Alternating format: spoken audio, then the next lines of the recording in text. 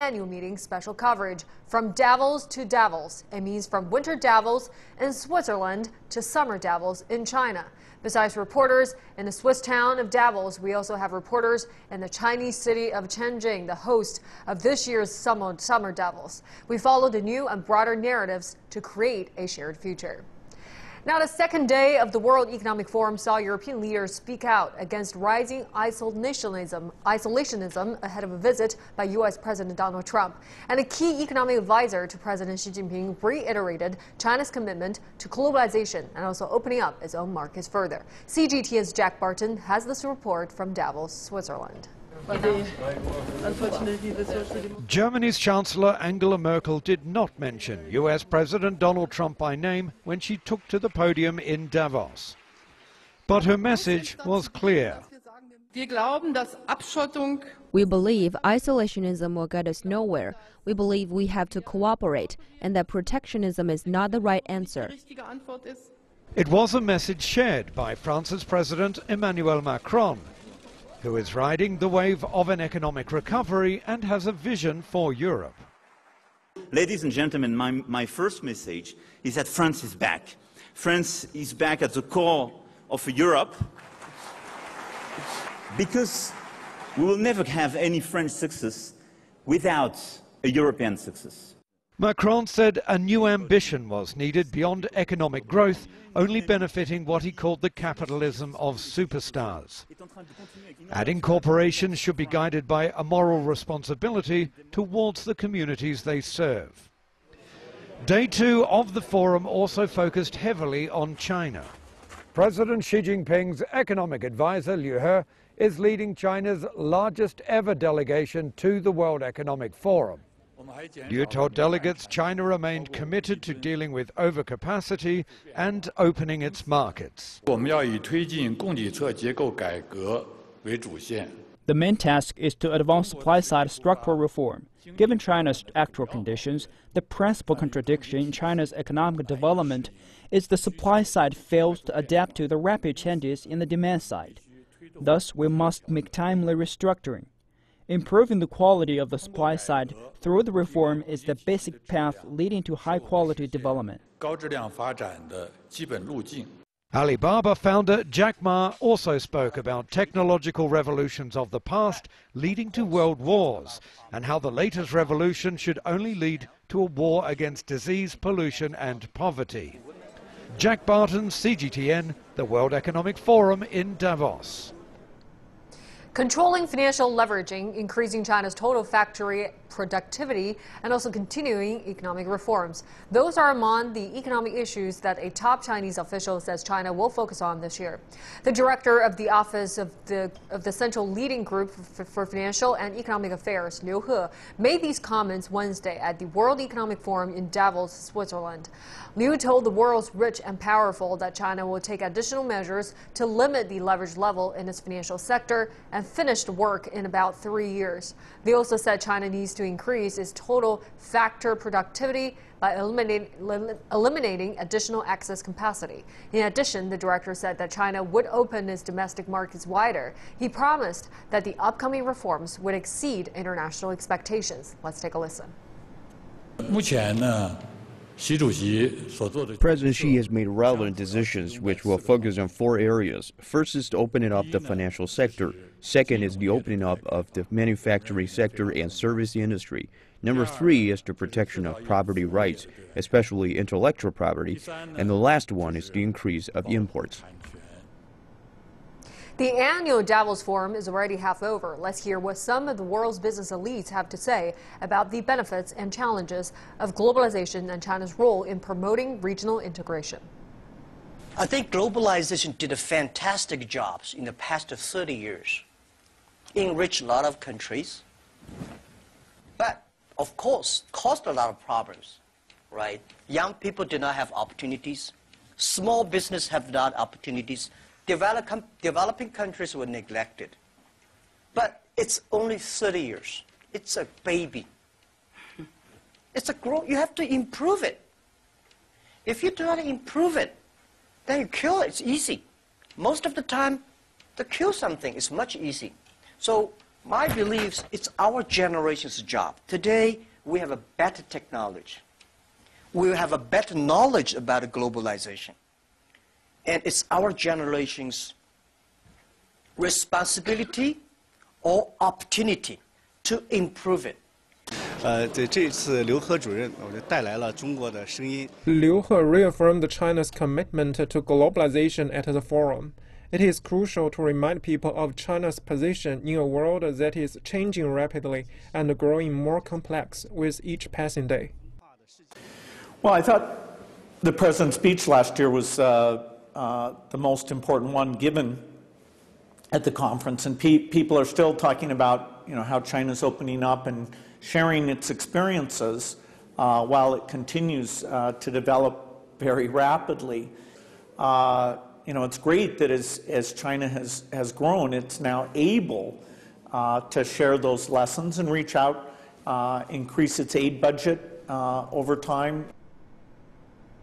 And U.S. President Donald Trump is on his way to the World Economic Forum in Davos, an event designed to promote global solutions. Trump, who promotes an anti-globalist message, will be the first sitting American president to attend the forum since President Bill Clinton did so in 2000. From Washington, CGTN's Daniel Ranches reports. When Donald Trump accepted his party's nomination to run for president in 2016, his message was clear. Americanism, not globalism, will be our credo. His recently ousted advisor Steve Bannon said he opposes the elites in Davos, but now Donald Trump has decided to breathe in the rarefied mountain air of the Swiss ski resort. First of all, I didn't realize that it was the global elite. U.S. Treasury Secretary Steven Mnuchin will be accompanying the president. There's an awful lot of world leaders. There's an awful lot of finance chairs. There's an awful lot of business people. So to me, this is no more the global elite than the G20 or the event that I attended with you in Saudi Arabia or the Milken Conference. This is an important economic agenda. The World Economic Forum aims to bring political and business leaders together with the goal of improving the state of the world. I think more likely there will be a sense of contradiction, if not outright hypocrisy, between the America First narrative and the populist nationalist narrative that Donald Trump has been espousing, and the overt anti-globalization narrative, the anti-free trade, the anti-Davos narrative, being found to be inconsistent with that commitment to improve the state of the world. No justice, no peace! Protesters in Switzerland are telling Trump to stay away, though the World Economic Forum is welcoming the president under this year's theme of creating a shared future in a fractured world. The decisions that the U.S. are making in many areas do also have a lot of impact on the rest of the world. So it is very important to have a dialogue with the U.S. and also hear the views from the president. Donald Trump wants to put America first during Davos. He plans to meet with business leaders to advance U.S. commercial interests. Daniel Ranches, CGTN, Washington.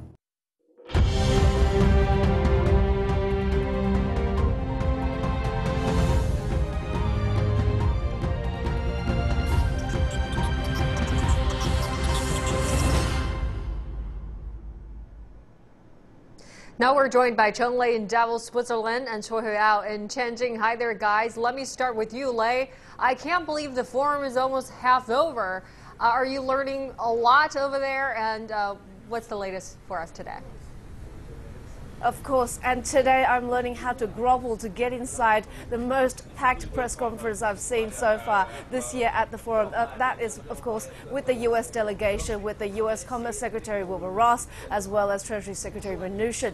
And you know what? We know that Donald Trump is coming today, so one of those helicopters whirring above our heads could be his. Another thing is that the Treasury Secretary Mnuchin met with China's economic advisor to President Xi, Liu He, yesterday, as well as financial leaders, or I should say financial officials from the countries of Switzerland, Singapore, Argentina, and so on. And of course, everyone wanted to know what Mnuchin meant yesterday by saying that a weaker dollar would be good for US trade. And he did backtrack a little bit on that, saying that there are advantages and disadvantages to the fluctuations in the dollar. So in effect, yesterday, of course, the dollar did move wildly in response to those comments. But aside from the US press conference, technology is all over this forum, as you can imagine, Tracy. So I do have a very special guest with me, and he's Bas Burger. He's the CEO of BT Global Services. Great to have you with us. Good morning. And thank you, Lei. Rather Good chilly morning. here. So I'm going to start by asking you about 5G, because there is so much enthusiasm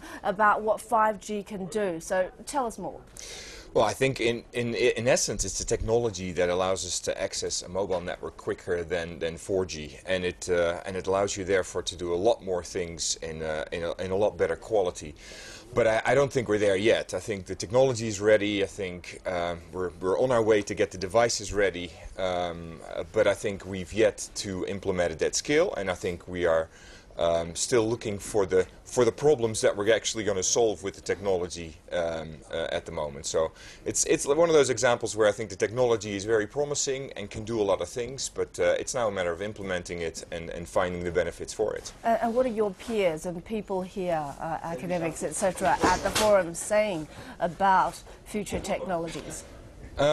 Just generically, or with regard to 5G? With regard to 5G, because it's going to alter how companies strategize, right? Because video might be more dominant in the future. Yeah, I think video, but I think also latency. So the way in which this technology works, it has it needs less time to go from A to B. So I think you can also think that in the future, when artificial intelligence becomes more mainstream and more scalable, it really needs really significant connection. So for example, if you self-driving cars, if you have AI in a car, you need to have 5G at a really good quality. So I think it's a combination of technologies that will use this access technology to actually perform really well and at scale in a large area rather than in a research lab. And with regards to this year's lofty theme of creating a shared future in a fractured world, we know telecommunications and technology is all about, I guess, democratizing a lot of access. So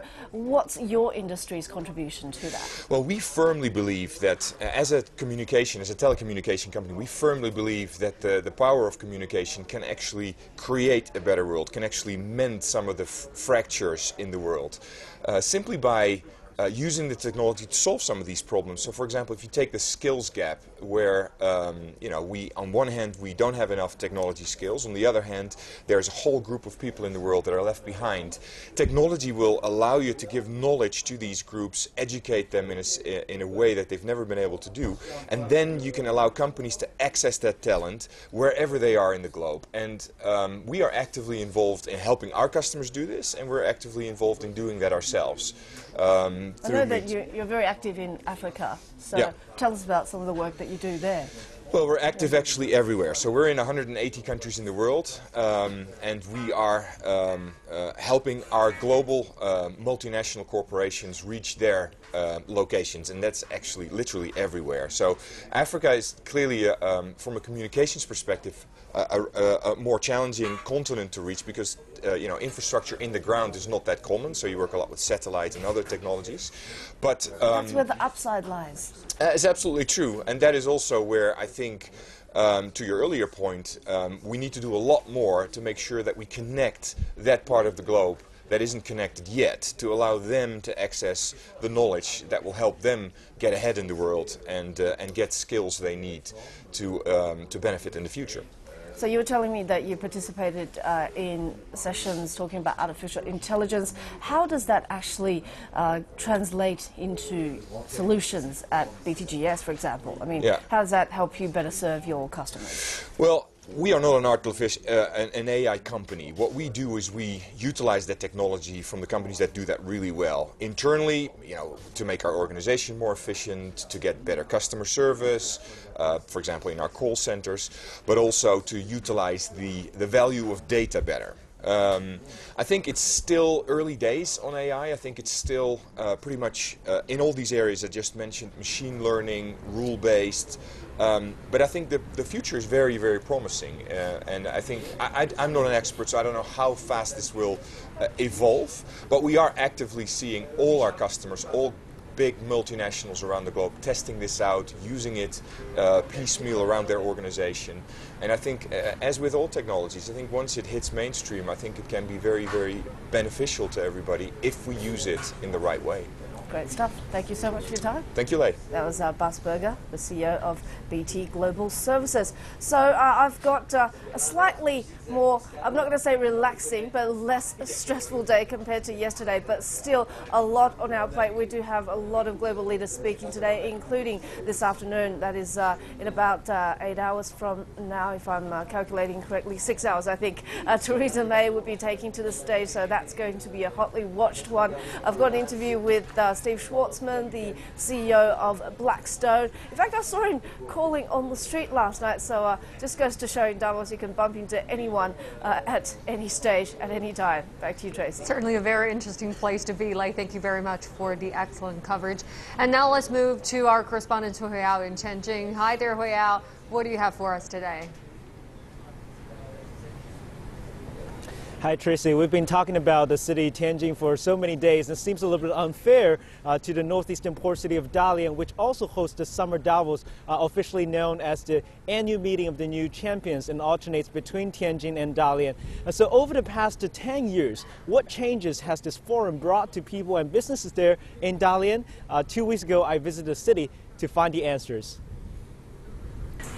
A gift from Switzerland. This red Swiss cow is now one of Ji Suyang's most memorable keepsakes.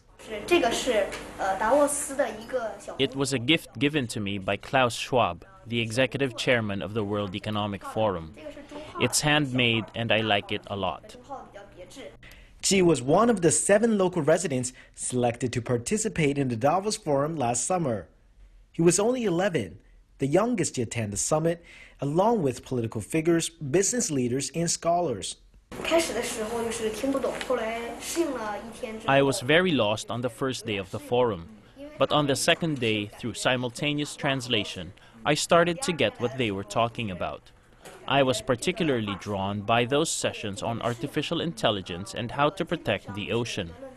Their insights really opened my eyes. Ji is now obsessed with this book called The Fourth Industrial Revolution, also a gift from Professor Schwab, the author. No doubt, the global economic meeting has broadened the horizons of many locals like Ji. It has also given a big push to the local businesses. This is the venue of the Summer Davos Forum. 10 years ago, the city Dalian was chosen because at that time, China's rapid growth had been reshifting world's economic and geopolitical focus to Asia. Back then, organizers hoped the Dalian meeting would serve as a platform linking multinationals and growth companies from across the world. And 10 years later, it is fair to say the Summer Davos has been good for local businesses. This logistics company in Jingpu New District was established in 2016. After a year of preparation, it is now gearing up for offering logistics and warehousing services for domestic e-commerce giants like Alibaba. The Summer Davos Forum is a gateway for us to understand how innovation, science, and technology can drive economies. 2 years ago, we decided to refocus our business from traditional trade to cross-border e-commerce services, which we believe has bigger potential in the future. Located in a newly established free trade zone, Jing's company has ambitions to expand into the international arena as well, doing businesses with big names like Amazon and eBay. Global business leaders would come to our free trade zone during the summit, looking for potential opportunities in areas we're strong at, such as equipment manufacturing and logistics. By hosting the Summer Davos Forum, Dalian is becoming more and more open to the outside world. Dalian aims to become a financial, shipping, and logistics center for Northeast Asia and beyond. And the Summer Davos will continue to catalyze the process.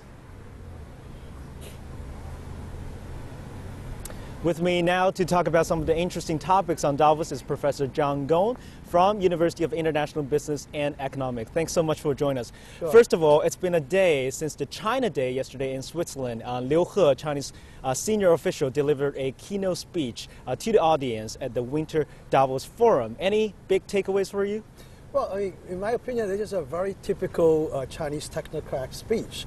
It is short in rhetoric, but long in substance. He talks about a lot of things, some of which resonate very well with this audience.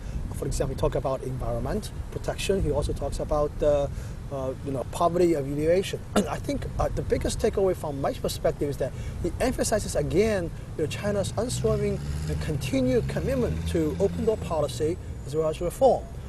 And he mentioned, for example, that China has continued to use the market force as a foundational force for resource allocation, keep opening up different sectors of the market to foreign investments, particularly the financial market.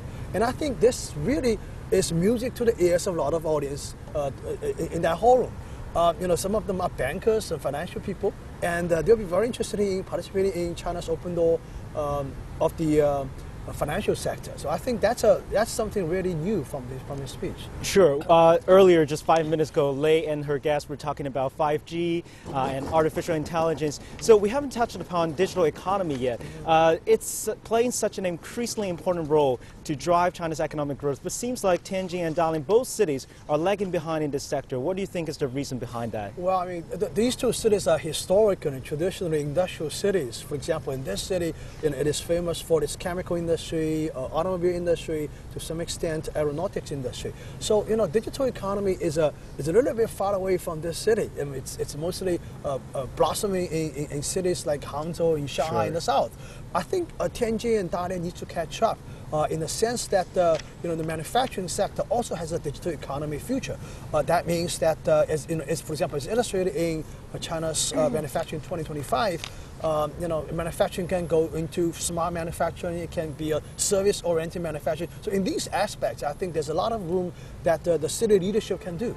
Sure, and experts have been saying that how great Summer Davos is in terms of bringing the world to local companies, helping them to learn from local, global peers and raise their profile on a global stage.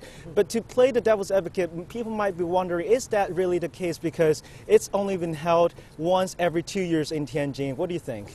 Well, I mean, let's face the fact. I mean, one big conference, even though you have 3,000 attendees, it's not going to make a big difference in a city's economy. I mean, it helps in a sense that it's a publicity show. It's a place for promotion purpose. But in terms of really contributing to the local economy, in terms of attracting investments, it plays some role, but it's not going to make a big difference. But still, every time you have 3,000 people descending your city for a week or so, I mean, that's a big boost to your local economy. Sure. Professor Gong, you've studied and worked in the States for a long time. And expectations for Trump's speech tomorrow at the Winter Davos Forum? Oh, yeah. I mean, he came to Davos in a very interesting time. He just said that he's going to testify an oath with Special Counsel Mueller. And I think that the audience in Davos is not going to be any more sympathetic. I mean, these are globalists, and they, they're definitely, this crowd stands for everything Donald Trump is opposed to during his campaign, presidential campaign. But I think he's going to come to Davos to do a boastful speech. He's going to talk about his, the Dow Jones Index hitting all-time high. He's going to talk about his tax reduction plan. Incidentally, I think a lot of people in that audience are going to benefit from that. Sure. So he's going to talk about these things. But do you think Chinese policymakers will be sitting tight in China, back at home, watching him closely and taking his words seriously? I don't think he's going to bring a new message, from the perspective of the Sino-U.S. relationship. This relationship fundamentally, is not going to change.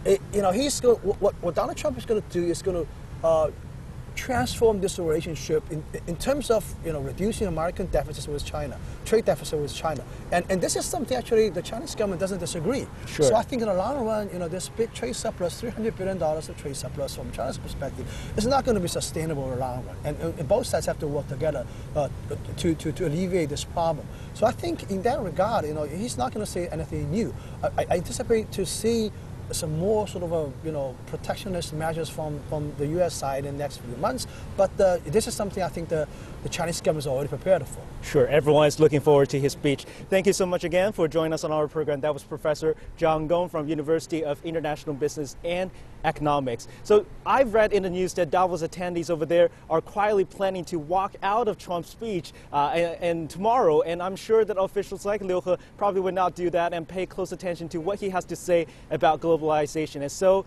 it's me and Professor Gong and a lot of policymakers in China. That's all from me. Back to you.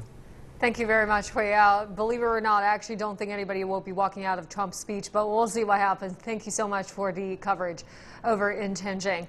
Now, technology is also a big topic at this year's World Economic Forum in Davos. Many Chinese cities are already equipped with high-tech services like mobile payments and e-commerce. However, there is one city in China that has taken this to a whole new level. Let's take a look.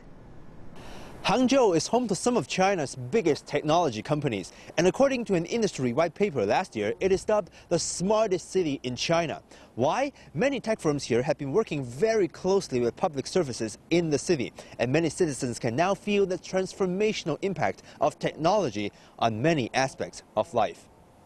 Tech giant Alibaba is working with local traffic police. In a trial program, 128 traffic signal lampposts are connected to the firm's cloud computing system called City Brain. It can collect a range of real-time traffic data from video surveillance cameras, microwave detectors, and mobile app data. And back end, it has a data digestion. This step actually is a key component. Essentially, you're trying to collect the dots, combine different features together, and compare against the past feature or pattern and try to identify any deviation of abnormal behavior deviation from the usual. Then the system uses algorithms to report possible car crashes and can even automatically alter traffic lights to let ambulances rush through. These maneuvers are all done in real time, unlike before when we had to manually monitor. The trial region now has a 15% shorter pass-through time, and the City Brain system flags about 500 incidents per day with 92% accuracy. Another company, iFlyTech, which is setting up its regional headquarters in Hangzhou, has been working with high schools. 2 first-grade classes in this senior high school have been experimenting with using iFlyTech-supported tablets to go through course materials and exercises. After the students finish the exercises, I will have a video report of how they fared. I will then prepare classes accordingly. The system can analyze everyone's weaknesses and give them individually tailored exercises. The school says it will expand this practice to all 24 classes by the next semester. iFlyTech is also using its voice recognition technology to assist one of the top and busiest hospitals in the city. Last year, we started using this service robot to give directions to patients. Also, our stomatology department has been experimenting with a voice-based medical filing system. Dr. Zhang never needed a pen to give a prescription.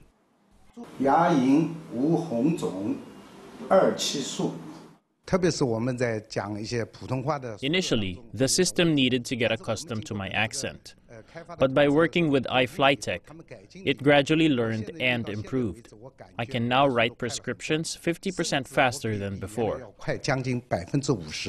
With all these upgrades, Hangzhou has become a testing ground for innovative public service solutions. It will take time for them to show their full effects, but the companies and the service professionals do hope that in the future, Hangzhou will be the place to be for living a high-tech life. Yang Chengxi, CGTN, Hangzhou, Zhejiang Province. An industrial giant ABB is showing off its e-mobility prowess at the Davos Forum through electric buses and fast-charging stations.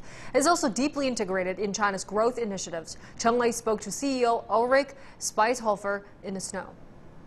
The Make in China has the ambition to really have in the future more value added in China for China, but also China for the world. The One Belt, One Road initiative is one that we are actively working on. We already have today many customers in China with whom we partner going abroad along the pattern of One Belt on One Road. Typically in the countries where one belt, one road hits, we are already active, we have a strong service footprint, we have ABB offices, and we bring that then really together with the deep market understanding in these markets to our partners. If you take the green China, on the supply side of the electricity value chain, renewables are kicking in, and we have the best technology to integrate renewables into the grid with lowest possible losses and best predictable outcome of supply. And on the demand side, electric mobility is one of the big topics in China. When you come to Davos, you come with an electric train powered by ABB. You arrive, you go into an electric bus, flash charged by ABB. You use ABB charging stations, and we have vehicles from all of our partners here. So all together, we are long-term in China since many years. We are there committed for the future, and we are happy to join the Right to Future in China with our partners. You've said that people who are afraid of automation don't understand it. What do you mean by that? Technology has created a lot of jobs in the past. In 1990, 1/3 of mankind lived below the extreme poverty line. Today, it's 8%. And the countries that have embraced technology have created wealth and prosperity. And China is one of these countries. And I can only congratulate the government of China for its long-term perspective, for its foresight, and for its active agenda to use technology for prosperity and wealth. And if you look at the amount of educated people that we get in the next decade, if you look at the priority the Chinese government is given both on federal level and local level, artificial intelligence, this will be a fantastic opportunity to work together and shape the future of the world. Cobots, collaborative robots, will be the pattern of the future in manufacturing. ABB is leading. With our Yumi robot, you and me working together, we have really set the benchmark in terms of technological capabilities.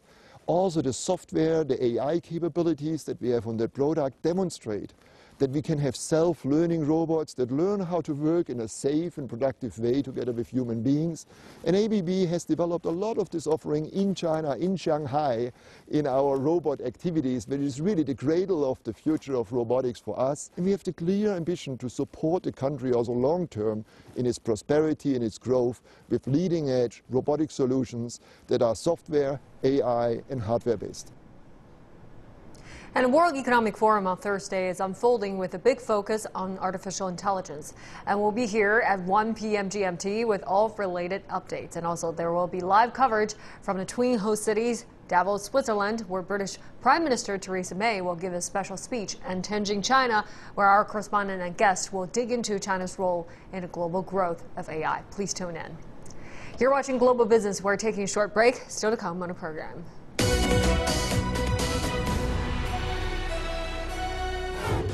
Canadian Prime Minister Justin Trudeau says Canada is working hard to convince U.S. President Donald Trump that NAFTA is in America's interests.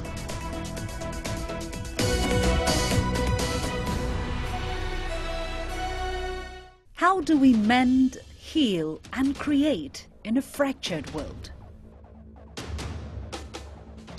More than ever, the World Economic Forum 2018 brings together diverse attendees, not just political and business leaders, but also scientists, inventors, and NGO representatives.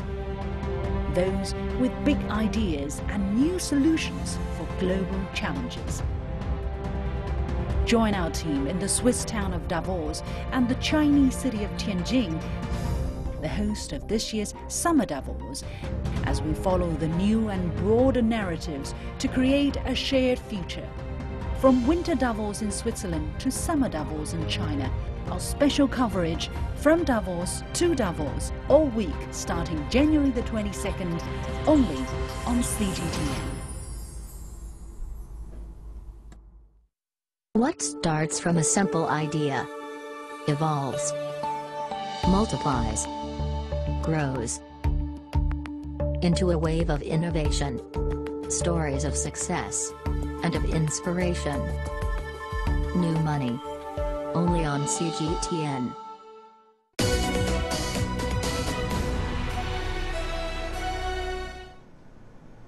Welcome back. Looking at trade between the U.S. and China now, a Commerce Ministry spokesman said Thursday that the economies of the U.S. and China are intertwined and that cooperation benefits both nations. Spokesman Gao Feng also said that conflicts would harm the two and